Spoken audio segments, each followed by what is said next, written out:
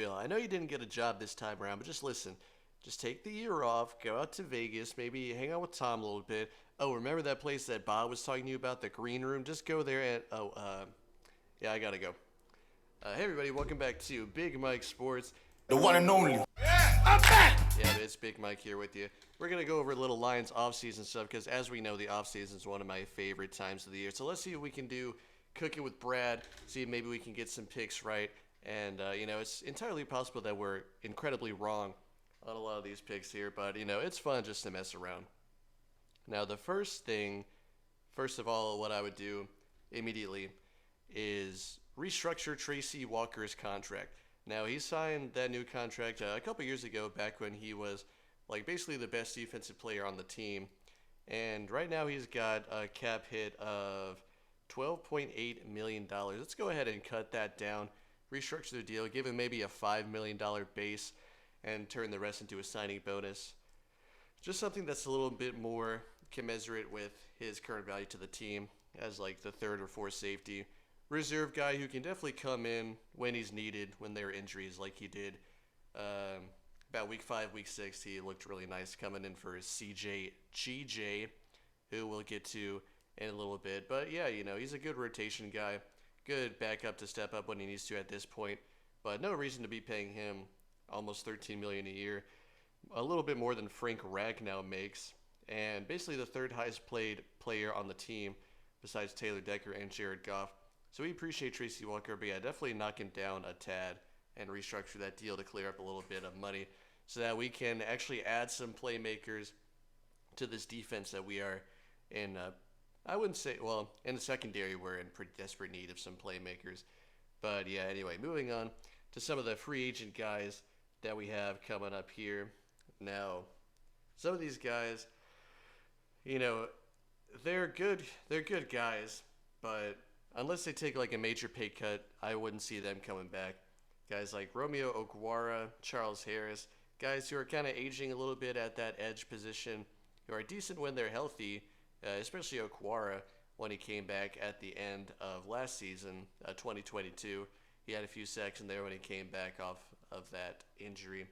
But then Charles Harris, he had a good first year with the Lions. I guess that was 2021 when he kind of revitalized his career a little bit as a former first rounder. But now he has maybe one sack in the past 2 years? I don't know. It hasn't been very good though, so I would definitely see him gone.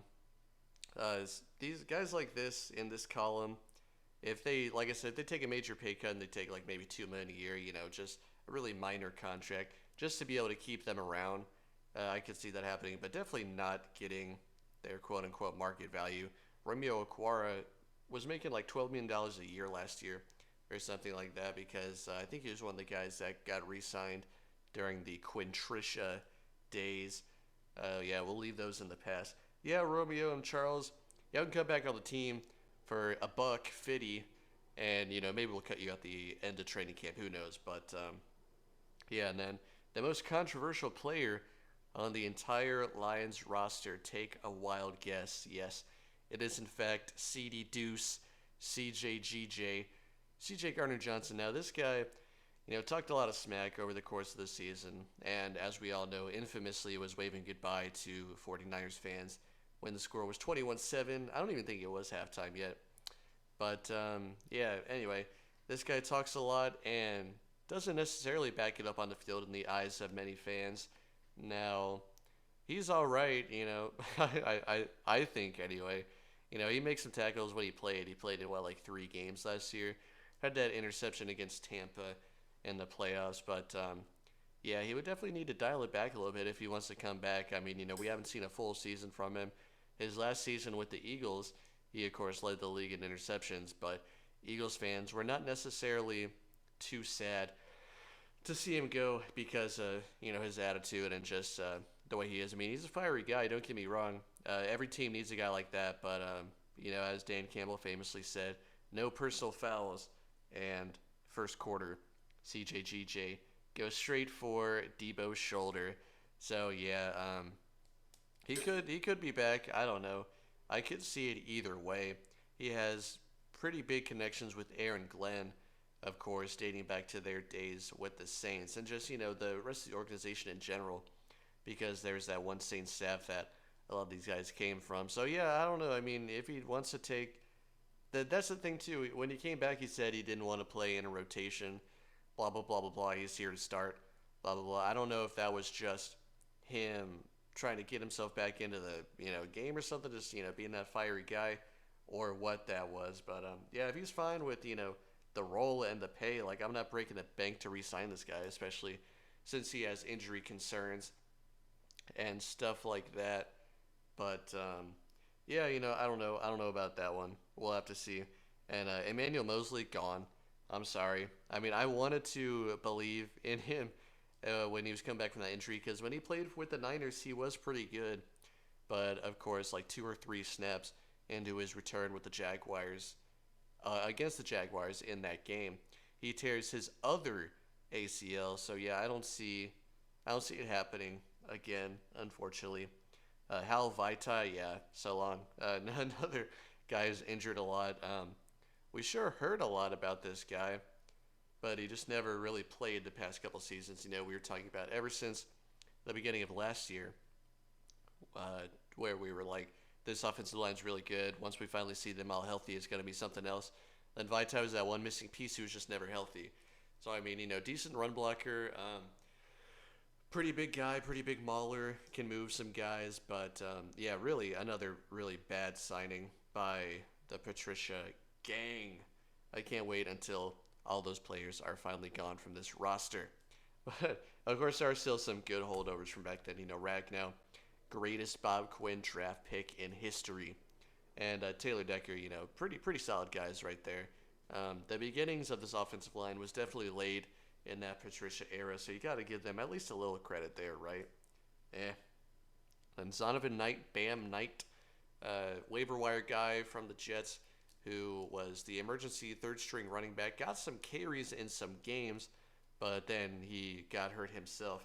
Yeah, I don't see them making a real push to try and re-sign this guy. Maybe a practice squad thing, but yeah, I doubt it there now. Kind of moving in between the don't re-sign unless they take a penny and maybe on the re-signing. You got Zane Zylstra, backup reserve tight end. He's a big Lions guy, classic Lions player. Got in there a little bit last season and in 2021, of course, when we had nobody in the building to catch passes. But now, yeah, I don't know, maybe a practice squad thing because he has that connection. He's, our kind of player, I guess you could say. But yeah, definitely. They're definitely not going to go out of their way to re-sign him, that's for sure. And now going into the guys who are kind of a toss-up for me, of course, CJ GJ was kind of in that column there, but these guys are, I would say, are maybe a little, I don't know. They're just 50-50, all right? But so Will Harris. Will Harris is a guy who Lions fans have had their qualms against. He's been known to blow a coverage or two. But this season, as kind of a reserve slot corner, I mean, he was all right. I mean, nothing to write home about, but he wasn't a complete liability like he had been in previous seasons that drew the ire of some fans. And he's also a pretty good special teamer, so I could see them re-sign him. But then, of course, they could just upgrade. But especially for the special teams role, I think I could see Will Harris coming back. Matt Nelson, the reserve tackle, kind of swing tackle. Yeah, that's another guy that people don't necessarily like. I personally wouldn't re-sign him. I don't think he's that good, especially since we kind of had Dan Skipper fill this role during this season, now that Matt Nelson's been out. But, I mean, Nelson's a big guy, so who knows? Maybe he could do another practice squad thing. Julian Okwara, he's younger than Romeo. I'll give him that. That's about it. He got in there for like a sack or two this season, I think. But, yeah, they could still keep him, thinking that his potential hasn't quite been reached yet. I mean, he's like 25, 26, I want to say. So mid-20s, he could still show some stuff. But, based on the stuff that he's already shown, I don't know. I wouldn't be in a rush to re-sign him. Now, this next one is a guy who people actually do want to re-sign. It's just a matter of kind of doubting whether the Lions will want to allocate the necessary money to keep this guy, as opposed to potentially spending it elsewhere and, finding a cheaper, similar quality player. And that's Jonah Jackson, the guard. Pretty solid guard, pretty solid guy, plug and play on the offensive line. But will we want to pay his price? It'll probably be like 8 to 10 million. I mean, that's just a ballpark. It could be even more than that, judging on how NFL contracts kind of go nowadays. And if he hit the open market, he could get even more than that if a team really wanted to kind of overpay for him. I mean, we've seen it in the past with some Lions offensive line guys. Evan Brown going to the Seahawks. Haven't heard much about him ever since then, but he got a pretty decent chunk of change to go over there and start. So, somebody could definitely overpay for him on the open market. It's just a matter of whether he'll want to potentially take a pay cut to return to the Lions, whether he wants to go for the money of a different team, and whether the Lions even want to allocate that much money towards re-signing him. So this one could go either way. Of course, we'd all love to see him come back, but then again, you could always get younger on the offensive line and not, lock up these guys to, a 3 or 4, potentially even 5-year contract playing into their age 30, 31, 32 season and kind of dropping off. And then, you're left with a big contract and a guy who's not quite worth that number anymore. So we'll see about that, what they want to do. The next up, we got Kindle Vildor. Now, this guy was part of some pretty infamous plays over the course of this season. He's a guy who, like I've said before, he always seemed to be there in position to make the play, but it was always just a matter of missing the ball by, just inches. If inches could even be too big to describe. I mean, on that CeeDee Lamb play, pretty hard to get that one up against the Cowboys, where, of course, he went for 90 bazillion yards. Who even knows?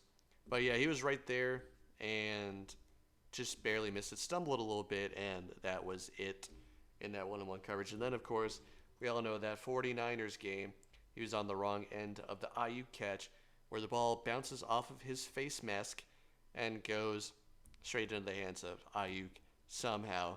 God only knows how that happened.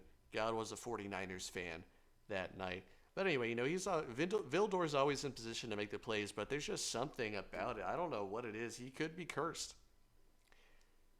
Dang Georgia Southern Eagles out here. Yeah, so Vildor, I don't know. They could bring him back in a reserve role. Definitely not as cornerback 2. That was more of an emergency thing. And I mean, he played pretty admirably considering how he came in. Basically just off the waiver wire, having to fill in as a CB2. So, you could bring him back, maybe have him be CB4 if you're lucky and were able to upgrade the position. But, yeah, he could be a culture guy, and, of course, we may not have seen the best from him. Still a youngish guy, he's not, he's still a little while until he gets into his 30s, I'm pretty sure. So, yeah, we could see about that.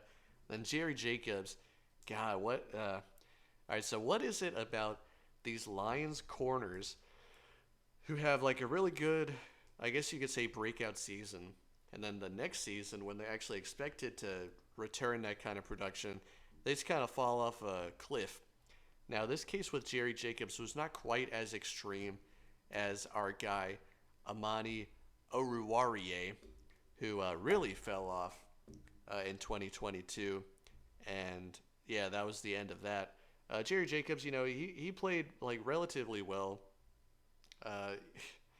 Some people might blow back on that. There are some caveats, of course, but he did have quite a few interceptions. Now, of course, he did start out the season with a lot, and I mean a lot, of DPIs, because these Lions number 1 man corners, they always like to get really handsy when the spotlight is on them and guys are actually attacking them, and they have to cover the number 1 receiver on the other team. So, yeah, Jerry's still a pretty young player, It's weird how it seems like he's been here forever. But, yeah, he was a good player for a little while. We'll see if maybe a reduced role, just like Vildor, he could be kept around for that reason. But I don't know. I don't know. I just hope that we sign at least one free agent corner and potentially draft one as well. But as we all know, Brad Holmes likes to re-sign some of his guys. He took a lot of criticism for that going from 21 into 22 People were like, why are you re-signing all these guys after we just won 3 games? But of course, as usual, Brad knows better than us. He was out there building a culture, you see. So yeah, some of these guys definitely culture guys. This next column is the definitely re-sign list. Starting with Graham Glasgow, a lot of interest in bringing him back on both sides. There are rumors that he wants a little bit more money, so we'll see how that happens. But I mean, to be fair, I think he was only making like $2 million or so. So slap $3 million on him and call it a day. He's a solid backup guy. You can play all of the interior offensive line positions. So yeah, let's bring back Graham Glasgow. Why not? A Michigan man through and through. One of the old school guys who had been there previously. One of the old core guys that Dan Campbell and Brad Holmes brought up at the end of that first playoff win. Guys like Tracy and Taylor Decker and Frank and JRM, Jalen Reeves-Maben, who is the next guy on the list, definitely re-sign. Special teams ace, just made the Pro Bowl as a special teams guy. Really good special teams captain, culture guy. Solid. And also a really nice situational pass rusher on third down. When the Lions pass rush was really struggling in some games, JRM came in and immediately provided a spark, usually getting a key third down sack and stuff like that. So good guy. Then Josh Reynolds, another kind of controversial guy, solid for 2 or 3 years now for the Lions, but of course when it mattered most in that NFC Championship game, he was on the wrong end of 2 or 3 truly atrocious drops. So you want to hope that that's just, the situation getting to him. He'll be better later on. But, yeah, he's one of the guys who's a culture guy, been with Goff a long time, been with this offense a long time. You can definitely keep him around, even if you don't necessarily want to play him as much next year, because you could potentially be upgrading the position. So, yeah, he's a guy who could come back and be a culture guy, but not necessarily playing as much, I don't think. Then Craig Reynolds, definitely sign him again. A good third-string running back as he's shown over the course of the years. Of course, he's bounced up and down off of the practice squad for a pretty long time, but, he's a good culture guy. He's a solid player that can come in when you need him. So, yeah, to keep him. Brock Wright, good tight end. Makes some big plays when you need him to. Pretty good blocker, a good reserve guy. Definitely bring him back. Benito Jones, space eater up the middle. He comes in and he, eats up the run. Nothing too crazy, especially in pass rushing because, he's just a big guy who takes up space up the middle. What more do you want? He's, that nose tackle. So, why not bring him back? Anthony Pittman, special teamer. Another one of those guys, kind of like JRM, but not quite up to his caliber. But then again, not very many special teamers are, except for, the upper echelon guys like Bill Belichick's man crush, Matthew Slater. It's so sad that he's retiring now, but potentially the greatest special teamer of all time. But anyway, that's a different story. Donovan Peoples-Jones, another Michigan man who came over from the Browns, made some plays when he was on the field. He's one of the guys. Oh yeah, he returned some punts when Khalif Raymond went out with his injury. Didn't look the greatest when returning those punts. There were some kind of iffy things that went on there, but he never really made like a truly awful mistake like muffing a punt or like running straight into anybody or anything like that. He was serviceable back there. Definitely bring him back, reserve receiver 5 or 6. Yeah, that's that. Khalil Dorsey, developmental cornerback and kick returner. They'll probably bring him back. Why not? Returning kicks. He's not as good as Jamal Agnew when it comes to returning kicks and being that CB who never plays. But, yeah, he could still develop into something. And then James Houston. Definitely bring him back on a cheap little deal. We have exclusive rights to him. So, yeah, see what he's got. Sign him to a little 1-year deal. Hopefully he'll be healthy for next season. So yeah, that's all that we have in terms of re-signing players. I definitely think that they'll re-sign most of these guys. Uh, I think they'll definitely re-sign all the guys who I just went over. Maybe half the guys in the middle column, and then potentially one or two other guys in the first group that we went over there. And yeah, going into a little free agent spending, we'll just touch on this briefly because I don't, know what's in Brad's mind in terms of the free agents that he wants to go after. But we'll spitball a little bit. But the number one priority is spending money on this defense. 41.69% of the cap currently being spent on the offense, as opposed to only 29.09% on the defense. So definitely need to pump that up, make it at least closer to 50-50. Of course, that's only 70% as we have about 30% of the cap in cap space. So, yeah, spend most of that on defense, spend a little bit of it on offense. And we should be pretty good, Upgrading the defense is the number one priority, especially in the secondary once more. But then also I got some other team needs. Besides CB, we got defensive line, interior, edge, interior offensive line, and then a minor need, but offensive tackle. Potentially getting some guys to bring up behind Decker because he's not going to be around forever. He's already going into what is like his 8th or 9th year here. He's been solid all throughout his career, and he could potentially play really well until he's like 34, 35. I mean, Trent Williams is like 40, so yeah, just a little insurance, especially if he potentially goes down with injury. So yeah, some defensive guys who we could potentially target. If you're going from a culture point of view, which is a really big thing for Brad Holmes and Dan Campbell, they really want culture guys. They really want intangibles above just pure talent. If you're super talented but you don't have the right attitude, you're not going to mesh well on this team. So I was kind of trying to look for some teams that were really good on defense this past season and potentially had that kind of tough culture thing going on. Didn't try to swing too hard for the fences, but we'll see. Number one at corner, I got L'Jarius Sneed. Really good for the Chiefs.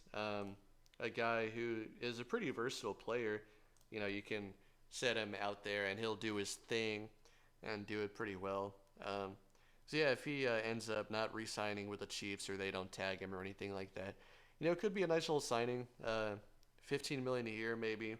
Not too much, I don't think, but who knows? We'll see. We'll see how that situation happens. And then that we have a little connection with the Giants. Of course, Brian Daboll is not.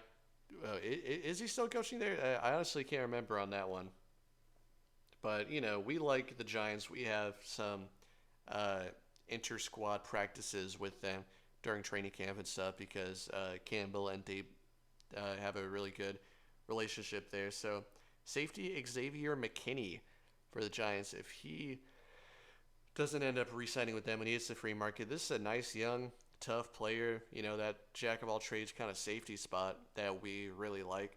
So if you don't end up re-signing Gardner Johnson, go ahead and get McKinney. He might want a pretty sizable deal, 4-year deal or something like that. But if he's a good tough player and he likes to play, the kind of role that we like to use, yeah, well, why not? Good player as a replacement there. And then Chase Young, ? I mean, the production hasn't always been there, especially the past year or two, in terms of the sack numbers. But, solid edge guy. He's got the first round pedigree. He's bounced around a little bit, but maybe, if he's the kind of grit guy that we like, and, he spent a year on that 49ers defense, that's pretty good. And he'll have Super Bowl experience after the game is over. Why not, sign him to a little potentially prove a deal. I mean, he can't be that expensive, right? I mean, he hasn't quite had like a give me the money type year or anything. So, it could be a good value there. Then center Connor Williams from the Dolphins, a guy who's not too super expensive. I don't know if he'll have that grit, culture, personality fit exactly. But, a Dolphins guy. Of course, Dan Campbell was the interim head coach for the Dolphins for a little while, and came from them. So could be a guy that they have their eye on, but who knows? I just think he's a pretty solid guy who's not too old and won't cost too much. Another guy from the 49ers, of course, we signed Mosley from the 49ers last season, so it could be a little bit of a connection there. Javon Kinlaw, I mean, he's like 26, 27. He's a solid defensive tackle. I don't know how much he would end up costing, but he doesn't seem like he would be that super expensive. So that's a guy you could take. Christian Wilkins from the Dolphins, big guy, solid, veteran guy in the middle, could be an option. Taven Bryan, that's a name that's kind of been connected with the Lions ever since he was drafted. Back when defensive tackle was a bigger need for the Lions than it is now. But, we definitely need a compliment to Ali McNeil up the middle, because just having Levi as the second defensive tackle, not the greatest. I mean, Levi, he's been through a lot and he's come up, and props to him for being able to play at this level after recovering from that back injury that, can definitely end careers. But I definitely need to upgrade that position. Have Levi be more of a rotational guy than our second defensive tackle. Or, starting Benito Jones, instead of starting Benito Jones, just have him as a run-stopping specialist on, first and second downs every now and then. But if you want pass rushing up the middle, these are definitely some guys you could look at, besides Ali McNeil, who's obviously really solid. But, everything aside, the defensive line definitely needs some help, because you had Hutchinson, who got double-digit sacks, and then McNeil, who got a handful of sacks as well. But then after that, it drops off. McNeil got 6 sacks, and then the next highest up is Melifonwu with 6, who's a DB. So, let's definitely get some numbers from the rest of the defensive line and not having to depend on some of these defensive back blitzes. Props to Melifonwu. He's a really solid player. He can play at every level of defense. But we don't want to necessarily have to depend on bringing pressure from the secondary to get sacks in pass rushing situations. And then last but not least, this one's the really obvious one, but it's Stephon Gilmore. He'll be 34, but, in the past, when we really needed another corner, we got Rasheed Mathis, who was kind of the same age there. Former super solid all-pro guy who's kind of in the twilight of his career, but can still be a really solid player. And, of course, we have his younger brother, Steven, on the team, who could potentially be a really good corner once he develops. He made some really exciting plays in the preseason. I'll actually be pretty excited to see him play this upcoming preseason. Just a little bit too, not enough weight on him. He came into this season 170. If he can beef up to 185, 190, he'll be a pretty good corner. I'm pretty certain about that, but he's still maybe a year or two away on that one. And then, of course, in the draft, we're all about Kool-Aid. Let's get Kool-Aid in the first round. It doesn't matter what it takes. But there are also some guys on the edge like Braylon Trice, who the Lions have been connected to. So, yeah, we'll get into some more draft stuff later on. But, yeah, this was just a little free agency thing. Of course, we know the Lions love to re-sign their own guys, so that's the most important. So they'll re-sign plenty of those guys. But then once they pick up those guys, Brad Holmes, he doesn't necessarily ever go for broke. He likes the more value contracts for younger players who haven't necessarily reached their full potential, or, are just kind of undervalued, I guess, so you can get some good value on them. But, maybe this could be the year for a splash. I don't know. We do know that Brad spends his money very smartly, so he's not going to blow it all on one all-in player and just call it a day. He's going to bring in some culture guys who aren't going to break the bank necessarily. No Albert Hainsworth coming through these doors, that's for sure. So, yeah, really excited to see what Brad actually ends up doing. This was just having a little fun with it, throwing out some ideas, spitballing a little bit. So, yeah, and Brad we trust.